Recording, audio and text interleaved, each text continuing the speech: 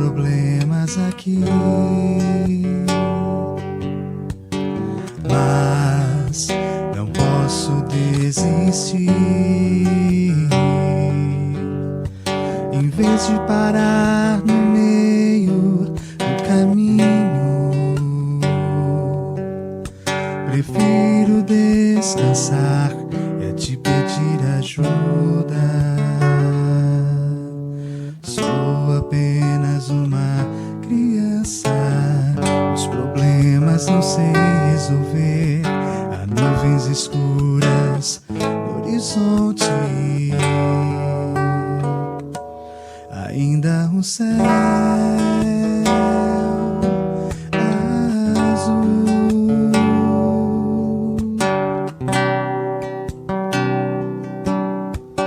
Pra que temer se Cristo está com você?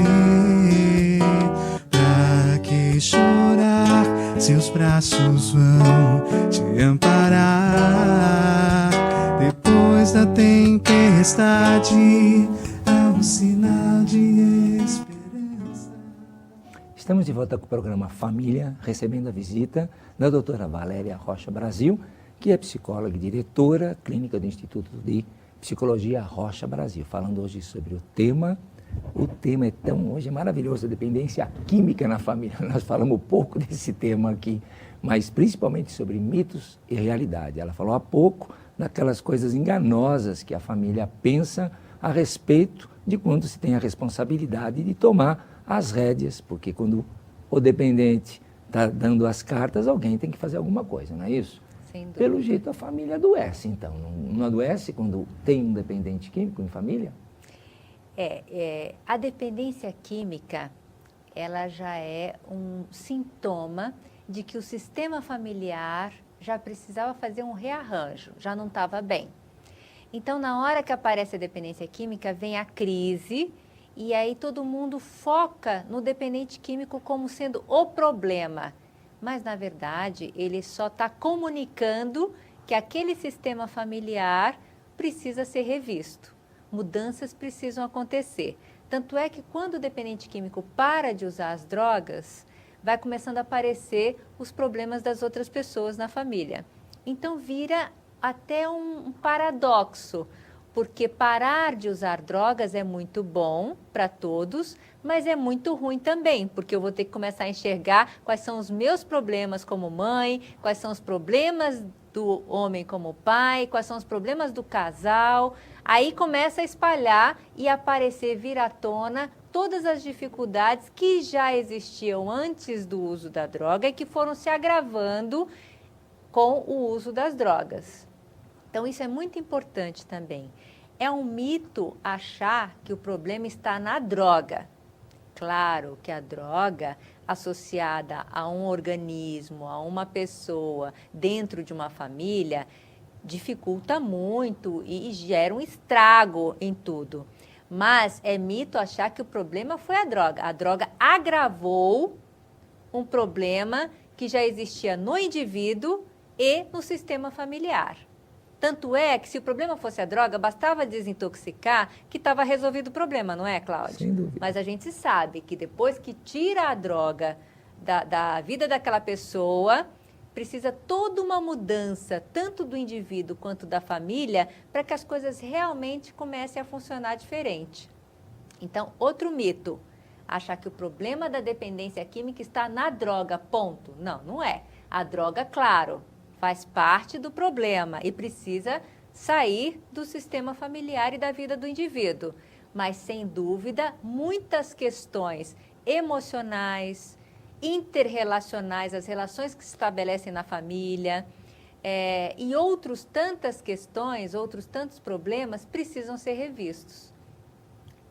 Essa é a doença, vamos dizer assim, da dependência química.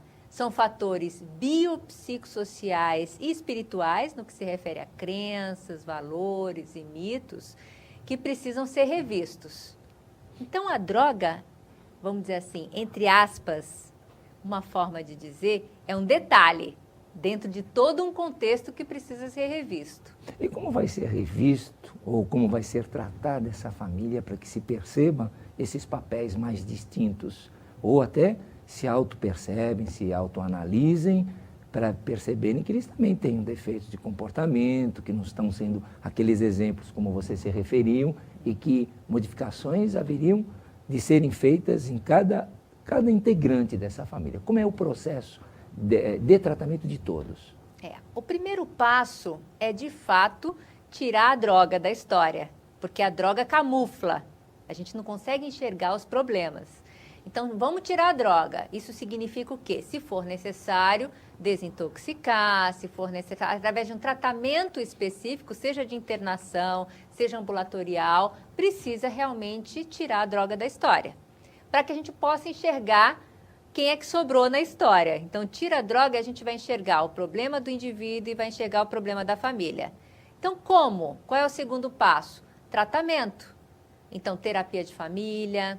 Geralmente, é uma composição de ações terapêuticas. Então, terapia de família, mais terapia individual para o dependente químico, mais os grupos de ajuda mútua. Então, você faz uma composição de várias atividades terapêuticas para que as pessoas comecem a se enxergar.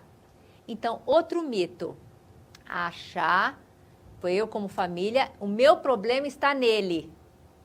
Ele ficando bem, eu estou bem. Não é. O seu problema não é ele. Ele faz parte de toda uma doença, mas o teu problema não é ele. Tanto é que muitas famílias, quando o dependente químico entra em recuperação, aí você vê mães deprimindo, casais se separando. Então, pera um pouco. Então, fica meio paradoxal, né? Se o problema era a droga saiu e aí a gente se separou, eu entrei em depressão, então o problema não era a droga, Sem certo? dúvida. A droga simplesmente agravou uma dificuldade já existente. E no caso, todos, assim, haveria um programa que atendesse o filho, a filha, o menor, o maior, o casal, o grupo, assim, no caso, nós sabemos que a Irmandade de Alcoólicos Anônimos propicia a sala para a esposa, a sala para os filhos, que é o alatim, o alanão, por especificidade da própria idade e mesmo da empatia dos componentes. E esses grupos, eles têm uma identificação, a gente sabe que não tem profissionais, como você falou, há uma identificação. Como esses grupos funcionam dentro de cada comunidade, para que a família entenda? Um outro mito que eu gostaria de falar aqui, que tem a ver com o que você disse, é que existe só um tipo do melhor tratamento para dependência química. Não existe o melhor tratamento para dependência química, nem o melhor grupo de ajuda mútua. Existe o melhor grupo, ou o melhor tratamento para um determinado indivíduo, uma determinada família, num determinado momento. Então, os grupos de ajuda mútua funcionam assim. Nem todo mundo tem que ir para um determinado grupo.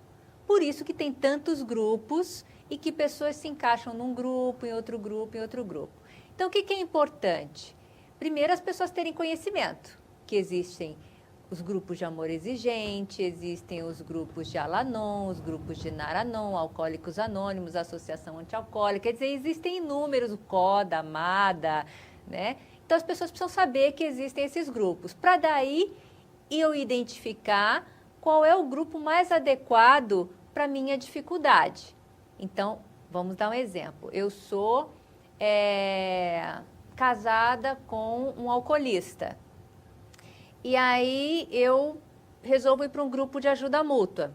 Então, em geral, nós temos os grupos de Al-Anon, que são para familiares de alcoolistas. E aí, então, eu vou num grupo de Al-Anon. Agora, se eu tenho um filho que é adolescente, não adianta eu querer que meu filho se encaixe no mesmo grupo que o meu, porque se tem só senhoras naquele grupo, esposas, vamos imaginar um grupo que o predomínio são esposas de alcoolistas, e eu sou o filho do alcoolista, eu não vou me identificar naquele grupo. Sem dúvida. Então, eu tenho que buscar um grupo, que temos o Alatim, né? porque como é uma origem americana, teen de teenager, né? Isso. Então, o Alatim é para adolescentes, filhos de alcoolistas. Então, eu vou buscar um Alatim para ver se eu me identifico mais e não me sinto um peixe fora d'água. Então, algumas famílias, se elas não vão para o grupo adequado, elas se sentem um peixe fora d'água. Aí diz assim, ah, não, grupo de ajuda mútua não tem nada a ver comigo. E não é, na verdade, talvez aquela família tenha ido para um grupo inadequado para ela naquele momento, naquela situação. No caso do Instituto Rocha Brasil, vocês, como é que vocês dão esse atendimento às famílias? O Instituto Rocha Brasil sempre faz avaliação inicial. Pelo menos 3 entrevistas de avaliação inicial. Por quê, Cláudio? Porque eu preciso entender o que está acontecendo com aquela família que está na minha frente, qual é o momento daquela família, para daí eu dar um feedback e dizer assim, olha, eu estou enxergando que vocês estão nesse momento e nesse momento eu acharia que o mais interessante seria orientação familiar, mais o grupo de amor exigente em tal lugar, ou o grupo de Naranon. Então, para cada família, eu vou compondo uma forma de trabalho complementar que envolve mais de uma atividade terapêutica, mais de um profissional, para aquele momento daquela família. Então, a gente constrói o tratamento. Então, a senhora vem uma vez por semana para fazer terapia de família, 3 vezes por semana no grupo tal de amor exigente, ou de Alanon, ou de Naranon, e acompanhamento individual, por exemplo. A gente começa assim. Aí, com o tempo, a gente vai vendo se precisa agregar outras formas de trabalho naquela estrutura familiar. No caso, te procuram famílias que tenham filhos que precisariam de uma internação ou não necessariamente, ou de ambas as formas. Aqueles que precisam e aqueles que não precisam, e vocês encaminham, ou vocês têm um local já próprio? Então, quando a gente fala em dependência química, Cláudio, nós sabemos a complexidade da questão. Portanto, não podemos ter um direcionamento só. Por isso que a gente faz as entrevistas no Instituto Rocha Brasil. Na hora que eu faço as entrevistas, no final das entrevistas, eu entendo como é que está aquela família, então, alguns casos precisa internar. E aqueles casos que precisa internar, nós vamos verificar que tipo de internação. Então, se é em comunidade terapêutica, se é uma internação involuntária, se é num centro de tratamento.